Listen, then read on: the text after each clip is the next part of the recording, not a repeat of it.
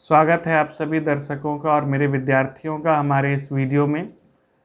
हम लोग आज अपने दिगंत बुक का जो बिहार बोर्ड में हिंदी की पाठ्य पुस्तक है उसकी एक कविता के साथ मिलेंगे। इस कविता का नाम है तुमुल कोलाहल कलह में।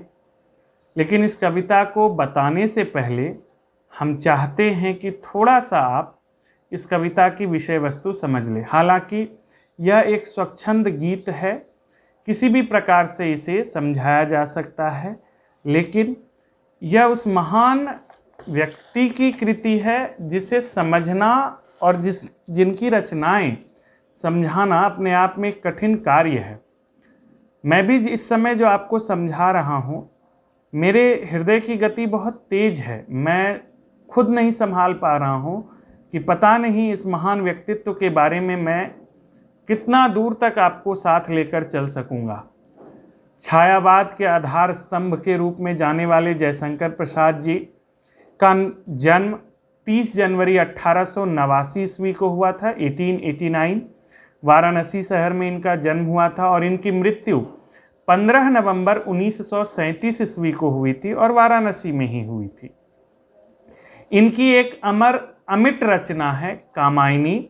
उसी कामायनी से तुमुल कोलाहल कलह में कुछ पंक्तियां ली गई हैं। कामायनी अपने आप में वो रचना है जिस रचना को पढ़ना, समझना और जानना एक कठिन कार्य है। छायावाद का उपनिषद कहा जाता है कामायनी को। छायावाद का उपनिषद कहा जाता है कामायनी को। उपनिषद कहा जाना ही कामायनी की महानता को दर्शाता है। इस कामायनी काव्य में 3 प्रमुख किरदार हैं। एक है मनु, एक है श्रद्धा और एक है ईड़ा। मनु, जैसा कि आप सभी जानते हैं, सृष्टि का जब विनाश हो गया था तो मनु ही एकमात्र मनुष्य बचे थे जिन्होंने फिर से इस सृष्टि को बसाने, रचाने में प्रमुख भूमिका निभाई थी। उन्होंने इस सृष्टि को जलमग्न देखा था। यह वह सृष्टि थी जिसे उन्होंने बर्बाद होते हुए देखा था और अंत में यह खुद बचे।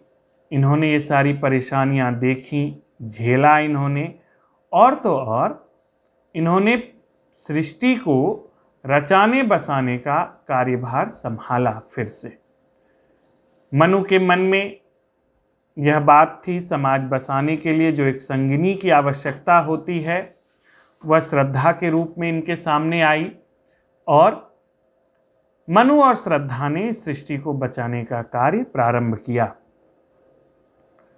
किसी कारणवश कामायनी के 15 सर्गों में से किसी एक सर्ग में बताया गया है कि मनु और श्रद्धा के बीच में थोड़ी सी अनबन होने के कारण मनु श्रद्धा का साथ छोड़ देते हैं और निकल पड़ते हैं। रास्ते में उन्हें ईड़ा मिलती है। ईड़ा के साथ मनु बहुत सुखपूर्वक जीवन जीते हैं और सारस्वत नामक नगर बसाते हैं। मनु ने सारस्वत नगर जो बसाया उसमें ईड़ा का भरपूर सहयोग रहा। यह वह नगर था जहाँ यज्ञ वेदियाँ थीं। यज्ञ वेदी इसलिए मैं बोल रहा हूँ क्योंकि यज्ञ वेदी की ही चर्चा इस कविता से पहले आएगी। यज्ञ वेदियाँ थीं जहाँ की मनु बैठकर यज्ञ किया करते थे और अपने द्वारा बसाए गए सृष्टि की अच्छाई के लिए, भलाई के लिए प्रार्थना किया करते थे। लेकिन जैसा मनुष्य का स्वभाव होता है, वह धीरे धीरे खुद को इस सृष्टि के रचनाकार मानने लगते हैं और प्रकृति के विमुख आचरण करने लगते हैं, प्रकृति के विरुद्ध आचरण करने लगते हैं, जिस वजह से यह जो ईड़ा हैं यह भी उन्हें बहुत समझाने का प्रयत्न करती हैं। लेकिन चूंकि मनु ने अपने जीवन में इतने सारे विनाश देखे हैं और फिर उन्होंने निर्माण किया है, इसलिए उनके मन में यह बात आ जाती है कि यह निर्माण और विनाश के अधिपति वह खुद ही हैं। वह जो चाहेंगे वही होगा, इनमें किसी भी प्रकार का कोई बाधा नहीं डाल सकता। यहाँ ईड़ा उन्हें समझाते हुए कहती हैं, वो कहती क्या है सुनिएगा। हाय प्रजापति, ये न हुआ है न कभी होगा, निर्बाधित अधिकार आज तक किसने भोगा। क्षितिज पटी को उठा बढ़ो ब्रह्मांड विवर में, गुंजरीत घननाद सुनो इस विश्व कुभर में। ताल ताल पर चलो नहीं लय टूटे जिसमें, तुम न विरोधी स्वर छेड़ो अनजाने इसमें। यहाँ यह ईड़ा के द्वारा मनु को समझाया जाता है कि आपने जो मन में यह ठाना है कि आपका अधिकार निर्बाधित है, इस अधिकार में, इस बात में कठिनाइयां आएंगी आपके सामने। इसलिए हे प्रजापति, आप कभी यह मत सोचिए कि आपका अधिकार कभी नहीं टूटेगा, ऐसा मत सोचिए। लेकिन मनु हैं, उन्होंने जब श्रद्धा की बात नहीं मानी थी तो ईड़ा की बात कैसे मानते। जो उनकी प्रथम संगिनी थी, उन्होंने उनकी बात नहीं मानी थी और उन्होंने छोड़ दिया था, तो वह ईड़ा की बात क्या मानते। मनु ने, जैसा जयशंकर प्रसाद जी कहते हैं, हम बार बार बोल रहे हैं, हमारा यह कविता पढ़ाना ऐसा लगता है मानो किसी हिमालय के सामने राई के पहाड़ खड़े करने के बराबर है। राई का वह पहाड़ जिसे छूते ही वह भरभरा कर गिर जाए, तो मेरा इतना सब कुछ बोलना जयशंकर प्रसाद जी के सामने ऐसा लगता है मानो कि हम क्या मजाक कर रहे हैं। उनकी रचनाओं को पढ़ाने के लिए सबसे पहले तो छायावाद का ज्ञान होना चाहिए। और छायावाद यह कहता है कि सर, हम बोलेंगे एक बात, उसका अर्थ निकलेगा 3, लेकिन अर्थ सटीक वही होगा जो मेरे मन में है और मैं ही उन्हें समझा सकूंगा। छायावाद है, इसकी भावनाएं, इसके भावार्थ कई प्रकार से देखने के लिए मिलते हैं। तो मनु, श्रद्धा और ईड़ा के बीच में यह जो घटनाक्रम चल रहा है, कामायनी एक प्रबंध काव्य है। प्रबंध काव्य की विशेषता ही यही है कि यह घटनाओं को बिना तोड़े, बिना विखंडित किए, बिना कोई बाधा लाए एक घटनाक्रम बहुत लंबे समय तक चलता है। और इसका एक बहुत महत्वपूर्ण उदाहरण रामचरितमानस भी है, जिसमें आप अयोध्या कांड, किष्किंधा कांड, सुंदर कांड इत्यादि कई प्रकार के कांड पढ़ते हैं।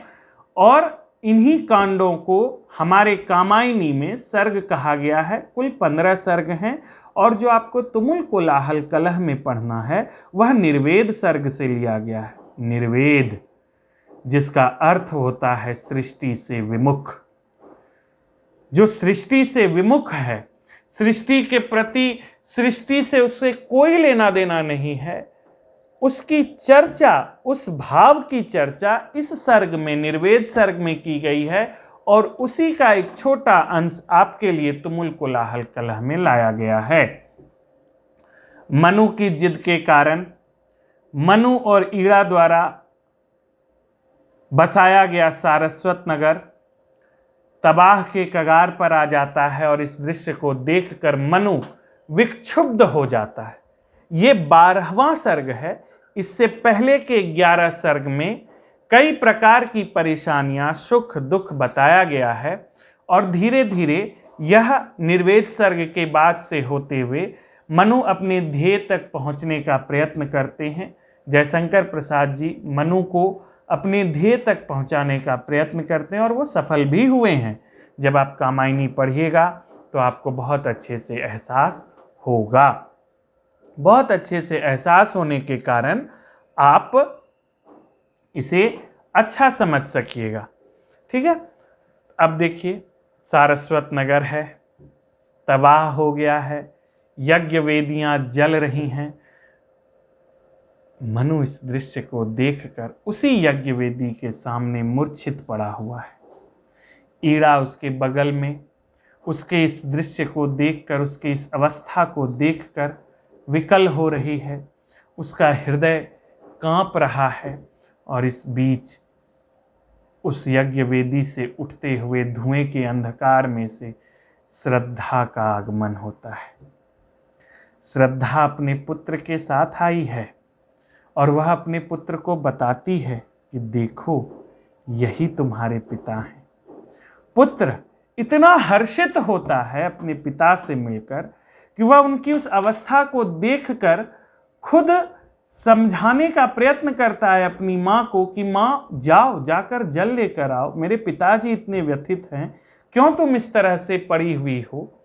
और उसी के बाद श्रद्धा ने जो गीत गाया है, काव्य में ये गीत का आगमन है तुमुल कोलाहल कलह में। यहां श्रद्धा, आप इस पंक्ति को अपने बुक में भी देखिएगा तो हर जगह मैं, हर एक पंक्ति, हर एक छंद में मैं आया है। श्रद्धा ने अपनी बात की है और मनु को समझाने का प्रयत्न किया है कि मैं तुम्हारे जीवन में क्या हूं, इसे समझो। इसे अगर समझ लोगे तो तुम्हारा मन, तुम जो इतने विह्वल हो, विकल हो, विक्षुब्ध हो, तुम्हें शांति मिलेगी। यज्ञ वेदी है, मूर्छित पड़े हुए से मनु हैं, ईड़ा बगल में खड़ी है और श्रद्धा यह गीत गा रही है। इसे जरा ध्यान से सुनिए। तुमुल कोलाहल कलह में मैं हृदय की बात रे मन। रे मन, हे मनु, मैं हृदय की बात हूँ और यह जो शोरगुल, यह जो तुम्हारे अंदर बेचैनी भरी पड़ी है, मैं उसमें तुमसे बात करने आई हूँ। मेरी बात सुनो, मेरी बात सुनो और जानो कि क्या हूँ मैं, और तुम्हें बहुत शांति मिलेगी। यहाँ श्रद्धा के मन में कहीं भी किसी प्रकार का घमंड नहीं है। वह यह नहीं बताना चाहती कि तुम मुझे छोड़कर चले गए इसलिए तुम इतने बेचैन हो, क्योंकि वह जान रही है कि मनु तो प्रारंभ से ही बेचैन रहा है। मेरे रहने ना रहने से इसे क्या फर्क पड़ा, लेकिन आज जब वह इस समय उसके जीवन में आई है तो वह चाहती है कि मनु शांति अनुभव करे। आइए देखते हैं अगली पंक्ति। विकल होकर नित्य चंचल, खोजती जब नींद के पल, चेतना थकसी रही तब, मैं मलय की बात रे मन। विकल होकर नित्य चंचल, खोजती जब नींद के पल। जब मनुष्य बेचैन हो जाता है, उसे नींद नहीं आने लगती है, वह किसी परेशानी में जूझ रहा होता है, चेतना उसकी थक रही होती है, मैं मलय की बात रे मन। मैं मलयागिरी से चलने वाली उस ठंडी पवन के समान हूँ, जिस पवन की खुशबू में व्यक्ति को नींद की अनुभूति होती है और वह सो जाता है। यानी मैं वह नींद दिलाने वाली हवा हूँ आज तुम्हारे सामने। चिर विषाद विलीन मन की, इस व्यथा के तिमिर मन की, मैं उषासी ज्योति रेखा, कुसुम विकसित प्रात रे मन। वह मन जो दुख में जी रहा है, चिर विषाद विलीन मन की, वह मन जो कई लंबे समय से दुख में जी रहा है, इस व्यथा के तिमिर वन की, और यह जो व्यथा का घनघोर अंधेरा है, यह जो दुख की व्यथा है, जिस अंधेरे में, इस जंगल में, इस अंधेरे जंगल में केवल व्यथा की अंधेरी रात बसी हुई है, मैं उषासी ज्योति रेखा, कुसुम विकसित प्रात रे में। मैं उस उषासी ज्योति के समान आई हूं तुम्हारे सामने, जो कि खिली हुई कलियों को दिखाता है, और उस खिली हुई कलियों को देखकर मन हर्षित और पुलकित हो जाता है। जहाँ मरु ज्वाला धधकती, चात की कनको तरसती, उन्हीं जीवन घाटियों की मैं सरस बरसात रे मन। जहाँ मरु ज्वाला धधकती, चात की कनको तरसती, उन्हीं जीवन घाटियों की। यानी जब जीवन एक मरु ज्वाला के समान धधकते हुए आग से गुजर रहा होता है, जो परेशानियां गुजर रही होती हैं, जिस परेशानियों से होकर जीवन गुजर रहा होता है, जिसमें आप खुद इस वक्त अपने आप को अनुभव कर रहे हैं, न पढ़ने लिखने जाना है। माता पिता आपकी जिस परेशानियों को अनुभव कर रहे हैं कि किस प्रकार घर की आर्थिक स्थिति को मेंटेन रखा जा सके, उस धधकती ज्वाला में मैं सरस बरसात रे मन, मैं एक बरसात के समान हूं जो रस से भरी हुई है। पवन की प्राचीर में रुक, जला जीवन जा रहा झुक, इस झुलसते विश्ववन की मैं कुसुम ऋतु रात रे मन। पवन की प्राचीर में रुक, यानी जीवन जब परेशानियों के थपेड़े झेलते झेलते झुक रहा होता है, जीवन जिस दिन झुक रहा होता है परेशानियों से, मैं उसी दिन की रात में कुसुम ऋतु के समान हूँ। यहाँ कुसुम ऋतु का अर्थ है बहार की ऋतु के समान हूँ। बहार की ऋतु जिस प्रकार रात में ठंडी हवा के झोंकों के द्वारा दिन की सारी जलन को समाप्त कर देती है, तो श्रद्धा यह कहती है कि मैं उसी रात के समान तुम्हारे जीवन में हूँ। चिर निराशा नीरधर से प्रतिछायित अश्रुसर में, मधुप मुखर मरंद मुकुलित, मैं सजल जल जात रे मन। रे मन, हे मनु, जिस निराशा के समुद्र में आप गोते लगा रहे हैं और आपका जीवन जिस अश्रुधारा के समुद्र में बहा जा रहा है, मैं उसी अश्रुधारा के समुद्र में उस खिलते हुए कमल के समान हूँ जिसके ऊपर भंवरे रसपान करने के लिए मंडरा रहे हैं। यानी यहाँ श्रद्धा हर बार यही बोलती है कि मैं आपके जीवन में उस शांति के समान हूँ जिस शांति को ढूंढने के लिए आप दिन रात प्रयत्नशील हैं, आपका मन विकल हो गया है। इसके बाद कामायनी में मनु जो मूर्छित से पड़े हुए थे, ये गीत सुनकर थोड़े थोड़े होश में आने लगते हैं और फिर ये कहानी आगे चलती है। तो ये सिर्फ 3 किरदार थे, मनु, श्रद्धा और ईड़ा। भाई साहब, हमारे दर्शक, हमारे विद्यार्थी जो हमारे इस वीडियो को देख रहे हैं, वो जानिए, चूंकि यह छायावाद है, इसलिए यहाँ मनु, श्रद्धा और ईड़ा केवल किरदार नहीं है। मनु मनुष्य के मन का प्रतीक है, श्रद्धा मनुष्य के हृदय का प्रतीक है, ईड़ा मनुष्य की बुद्धि का प्रतीक है। मन जब बुद्धि के साथ चलता है तो वह एक विकासशील पथ पर चलता जरूर है, लेकिन यह भी संभावना बनी रहती है कि उसके मन में हमेशा परेशानियां रहेंगी और इन परेशानियों में मन को हृदय की बात सुननी चाहिए। श्रद्धा जो यहाँ गीत लेकर उपस्थित हुई है और आपकी पाठ्य पुस्तक में जो यह गीत दिया गया है, उस गीत को देने का एक लाइन में सारांश यही है कि जब आपका मन अधिक विकल हो जाए, विह्वल हो जाए, परेशान हो जाए, तो उस समय थोड़ी सी शांति में जाकर अपने हृदय की बात जरूर सुनिए। वह हृदय की बात आपको शांति प्रदान करेगी, शीतलता देगी, आपको सभी परेशानियों से उबरने में सफल बनाएगी।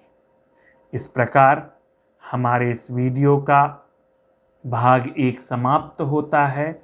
आप देखें, इस दौरान मैंने आपको कुछ नहीं लिखाया। अब जो यह बात है कि लिखाना है, भावार्थ लिखाना है, इन सब को हम ज़रूर लिखाएंगे। वो हमारे भाग 2 में आएगा।